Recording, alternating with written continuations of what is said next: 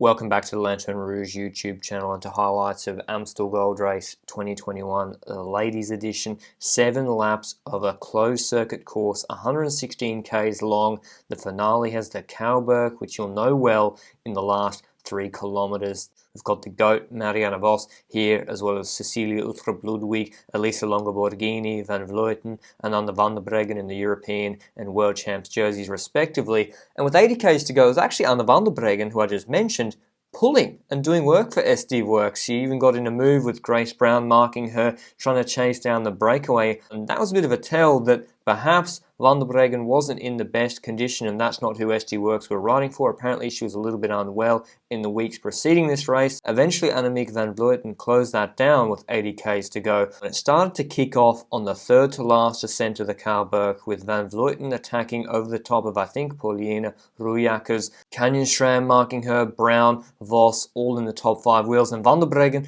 was distanced, and she would never come back to the front of this race. SD Worx continuing to ride on with Moolman, and so with 30 k's to go, we had this front group with a 50-second gap with most of the contenders. Bike exchange with Lucy Kennedy on the right-hand side coming back up to help Grace Brown and Amanda Spratt. There's 4 SD Worx riders here, including their leader Demi Follering on the left-hand side, and the isolated riders are Ludwig and Marianne Vos at the bottom of the screen. But to be honest, for Marianne Vos, she wouldn't be too bothered by that. She's got the punch, and it puts a lot of the pressure on the other teams to chase down moves. Like Trek Segafredo with Lucinda Brand, she was trying to split the race up once again with 26 k's to go. See, she's got Moolman and Mavi Garcia in that group and stops her action. It's only when Grace Brown goes with 25 k's to go. This is a really decisive move in this race. She was on the podium in Liège last year, won Brabantse-Pijl last year, won Brugge de Panne this year. She is Bike Exchange strongest one-day rider in my view. She's marked by Royakkers, who was strong in Giro dell'Emilia 2019 on the final climb, you might remember. And SD Worx weren't keen on chasing.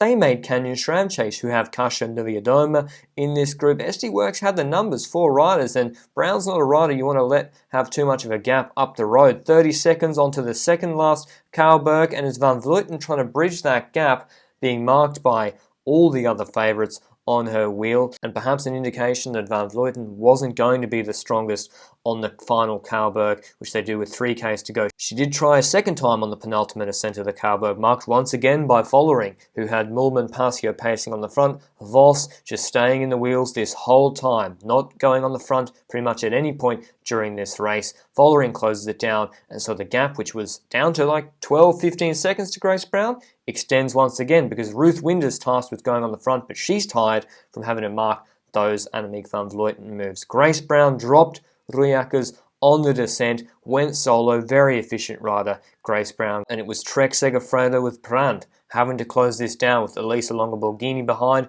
They were looking to SD Worx to try and help them with the chase, but SD Worx were reluctant to come forward. They were probably worried about the Kouwberg coming up, despite having 4 riders in the group. They lent heavily on Trek Segafredo to close this 25-second gap with 11 k's to go, eventually giving a bit of assistance as the gap threatened to go out to 30 seconds. But it was Ruth Winder who won at Brabantse-Pijl midweek, who did the lion's share of the work closing down Grace Brown, who still went into the Kouwberg first with only a 5-second gap. And notice, Alerud is on the front for Movistar here in front of Annemiek van Vleuten. Annemiek van Vleuten is going to slide in front of her. You'll see it in the freeze frame here, and actually go first wheel through the corner, trying to bridge across to Grace Brown and attack early on this climb, take the other contenders by surprise.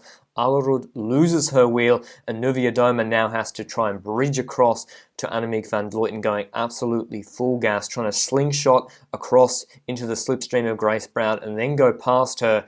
But she wasn't the strongest on the Kouwberg today. It was Niewiadoma, marked by Marianne Vos in good position, Vollering losing her wheel. Elisa Longo Borghini was out of position going into the base of the Kouwberg, probably because her teammates had to pull that Grace Brown move back for the last 10 to 15 kilometers. And I'll just freeze frame it here so you know who all the purples are. Niewiadoma on the front, winner of the 2019 edition, Vos on her wheel, Elisa Longo Borghini bridging third wheel on the left-hand side of Annemiek van Vleuten, and then is Vollering further back, fifth wheel for SD Worx. Niewiadoma actually drops Vos off the wheel with 2.2 k's to go on the Kouwberg. Incredibly strong from her. Elisa Longo Borghini bridges across to her, and this is a serious gap. Van Vleuten's attacked pretty much on every single Cowberg they've done today. Vos has no teammate, she just got dropped, and she wants this to be a sprint, so SD Worx would have to wait for Mühlmann to start pulling. It's a serious gap that they've got, and Elisa Longo Borghini refuses to pull after Niewiadoma asks her, and then attacks her with 1900 meters to go. And I actually don't mind this move too much. Maybe she sensed weakness in Niewiadoma, thought she could catch her by surprise, which she actually did, by the way, and Niewiadoma has to work hard to bridge back up to her 300 meters later. But the problem for them is Mühlmann and SD Worx have sorted themselves out behind.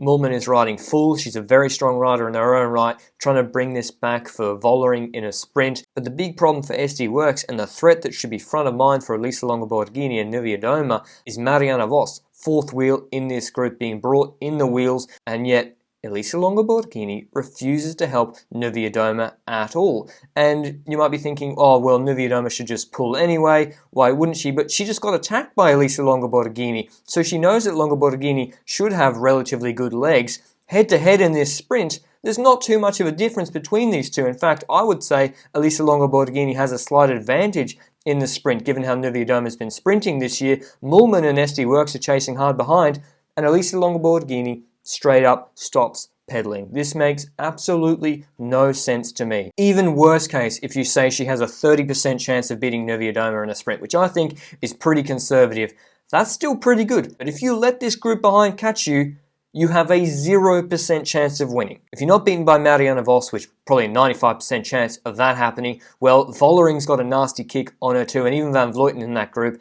can hold her own in a sprint. So Elisa Longo Borghini rode this finale as if she had a sprinter in the group behind. Elisa Longo Borghini doesn't have a teammate that can sprint in the group behind, so she effectively scuppers their chance. Even when they could see the group was close behind with 500 meters to go, she refused to pull, and that it was almost sure that she was going to be caught, and then goes back to the group behind, and wait for it, it gets better.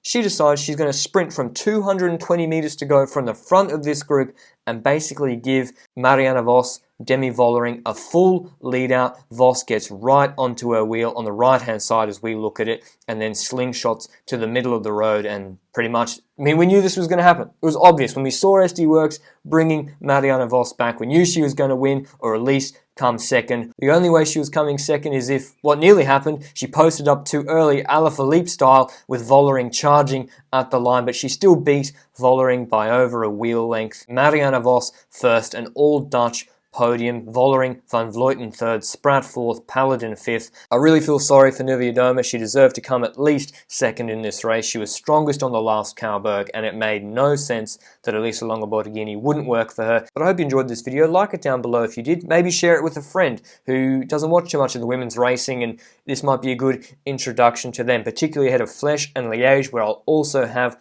highlights and analysis videos of the women's editions of both of those races. But I'll see you on Wednesday with those Flèche highlights. Ciao.